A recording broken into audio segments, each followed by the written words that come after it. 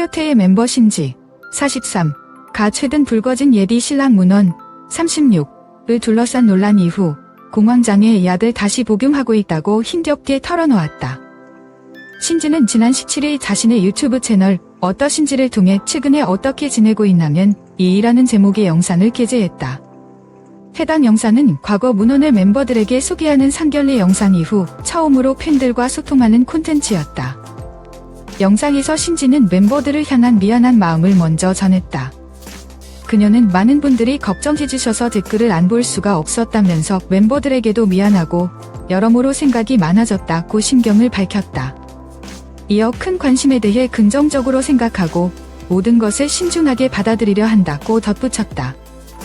이에 김종민은 많은 분들의 관심과 이야기이니 잘 들어보고 너의 길에 대해 깊이 고민해보라고 조언했으며 때가 역시 댓글들을 보며 무섭기도 했지만 전부 너에 대한 걱정과 관심에서 비롯된 마음이라는 것을 느꼈다고 따뜻한 위로를 건넸다. 동료들의 진심 어린 위로에 신지는 저를 걱정해서 하시는 말씀과 무분별한 공격은 구별할 줄 안다. 걱정하는 분들이 대다수라는 사실을 잘 알고 있다고 화답했다. 또한 결혼 시기에 대해서는 당장 오래 하는 것으로 아는 분들이 많지만 아직 시간이 좀 더 필요하니 천천히 지켜봐 주셨으면 푼다고 설명했다. 특히 그녀는 이번 논란 이후 공황장애 약을 다시 복용하게 되었다고 고백해 안타까움을 자아냈다. 신지는 그 일이 있고 첫 무대라 긴장이 많이 됐다. 무대에 오르기 전 차 안에서 진정이 되지 않아 결국 공황장애 약을 먹었다고 털어놓았다.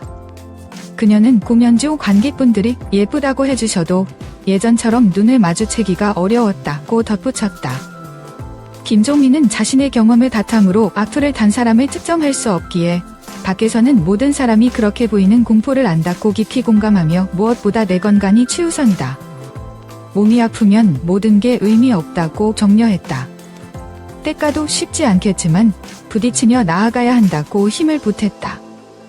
한편 신지와 문원 커플은 내년 상반기 서울의 한 장소에서 결혼식을 올리고 정식 부부가 될 예정이다. 두 사람은 신지가 DJ로 활동했던 MBC 라디오 신들봉글쇼를 통해 인연을 맺고 연인관계로 발전했다. 앞서 신지는 지난 2일 코요테 멤버들과 문원이 만나는 영상을 공개하며 결혼 소식을 알렸다. 그러나 영상에서 문원이 이혼 정원과 자녀가 있음을 밝힌 후 그의 사생활과 관련된 여러 의혹이 연이어 제기되며 논란이 불거졌다. 이에 문원은 SNS를 통해 직접 입장을 밝혔고 소속사 JG스타 역시 지난 8일 관련 서류를 공개하며 한연에 나섰다. 신지 또한 걱정 어린 의견과 의혹들을 모두 확인했으며 사실이 아님을 확인했다며 결혼 소식으로 피로감을 드린 점 죄송하다고 입장을 전한 바 있다. 이 논란의 본질을 파헤치기 위해서는 현재가 아닌 먼 과거로 시간의 실을 되돌려야 한다. 문원과 세라라는 이름이 폭풍의 눈이 되기 수년 전 두 사람은 야망으로 가득 찬 한 연습실에서 그러나 두 남자의 모습으로 처음 마주했다. 이들의 만남은 조대표라는 인물을 통해 이루어졌다. 당시 그는 트로트 가수를 꿈꾸는 여러 유망주를 한자리에 모았다. 그 자리에는 약 8명의 인재들이 모여 있었고 연습실은 심한과 미묘한 긴장감으로 가득 차 있었다. 그 중에는 송전환 이전의 세라와 문원도 포함되어 있었다. 어색했던 첫 만남 이후 그들은 트로트 가수가 되겠다는 공통된 꿈을 나누며 가까워졌다. 자연스럽게 전화번호를 교환하고 연락을 주고받으며 이들의 관계는 순수한 선동색 사이로 발전했다. 그들은 서로의 노래를 들어주며 조언을 아끼지 않았고 이런 오디션이 있는데 너도 한번 나가봐라며 좋은 기회를 공유하는 꿈을 향해 함께 달리는 동료였다.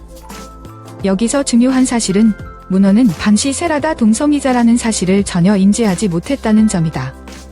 그의 눈에 비친 세라는 그저 노래에 대한 열정이 넘치는 싹싹한 남동생일 뿐이었다. 문원의 관점에서 이들의 관계는 의심의 여지가 단 1%도 없는 그저 남자들끼리의 평범하고 건강한 오정이었다. 두 사람은 오직 트로트라는 꿈에 대해서만 이야기하며 순수한 관계를 이어갔다. 그렇게 두 사람의 인연은 조용히 이어지고 있었다. 한 장의 인스타그램 프로필 사진이 모든 것을 바꾸고 두 사람을 폭풍의 한가운데로 몰아넣기 전까지는 그 조용하던 관계에 파문을 일으킨 것은 바로 한 장의 인스타그램 프로필 사진이었다. 어느 날 세라의 프로필 사진이 여성의 모습으로 바뀐 것을 본 문헌은 아무 의심 없이 DM을 보냈다. 너 프로필 사진 왜 그래? 여자친구가 장난친 거야? 이 메시지는 모든 오해의 시작을 보여주는 결정적인 증거다. 문헌은 오랜 시간 연락이 없던 남동생이 트랜스젠더가 되었으리라고는 상상조차 하지 못했다. 그에게 이 상황은 그저 여자친구가 짓궂게 남자친구에게 여잔을 시킨 흔한 장난으로 보였을 뿐이다. 하지만 대중의 의심은 특별한 관계라는 추측으로 번져나갔다. 바로 이때 이들의 지인이 직접 논란의 중심에 서서 단언했다. 제가 직접 두 사람의 카카오톡 대화와 DM을 모두 확인했습니다. 확인된 대화 내용은 충격적일 정도로 평범했다. 형 잘 지내? 밥은 먹었어? 와 같은 일상적인 안부 인사뿐 의심을 살만한 내용은 단 한 줄도 없었다. 그저 오랫동안 못 본 형과 동생이 나누는 평범한 대화, 그 이상도 이하도 아니었다. 메시지 내용이 이토록 결백하다면 더 큰 의문이 남는다. 논란이 터지자마자 문헌은 왜 유령처럼 사라지듯 세라를 언팔하며 관계를 끊어낸 것일까? 단 한 번의 언팔로우, 클릭. 이 행위 하나로 온라인 커뮤니티는 문헌을 죄인으로 낙인 찍었다. 하지만 대중은 알지 못했다. 그의 행동이 캥기는 구석이 있어서가 아니라 순전히 충족의 결과였다는 사실을. 문헌의 시점에서 사건을 재구성해보자. 그는 평범한 일상을 보내던 중 자신의 이름과 함께 트랜스젠더 세라라는 자극적인 제목의 기사들이 쏟아지는 것을 발견했다.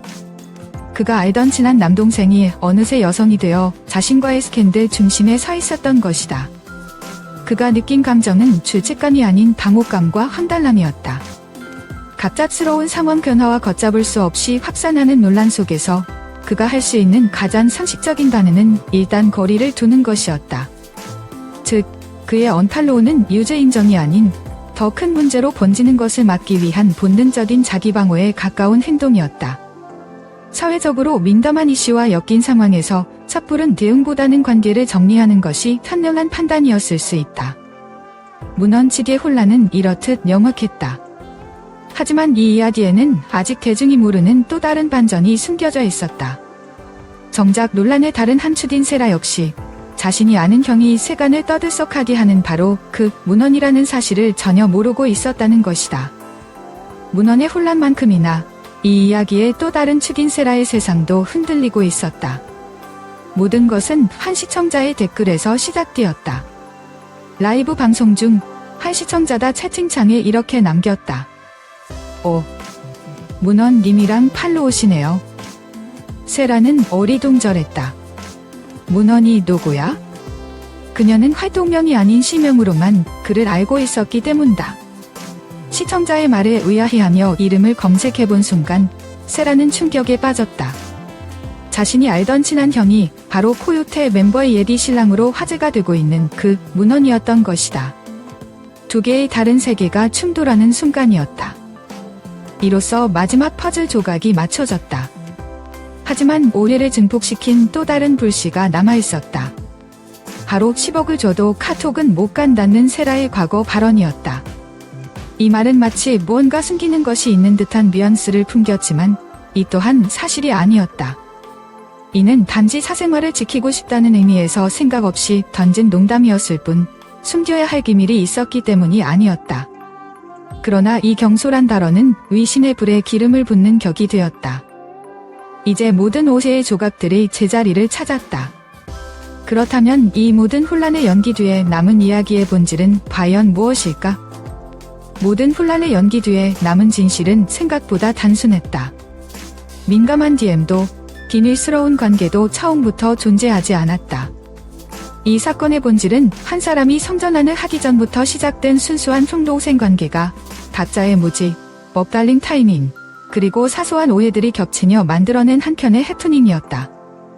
이번 사건은 소셜미디어상에서 퍼지는 루머가 얼마나 쉽게 한 사람의 진심을 왜곡할 수 있는지, 그리고 단편적인 정보만으로 상대를 판단하는 것이 얼마나 위험한지를 명확히 보여준다. 결론적으로 문헌과 세라의 관계는 논란의 계산이 될 수 없는 과거에 시작된 평범한 인연이었을 뿐이다.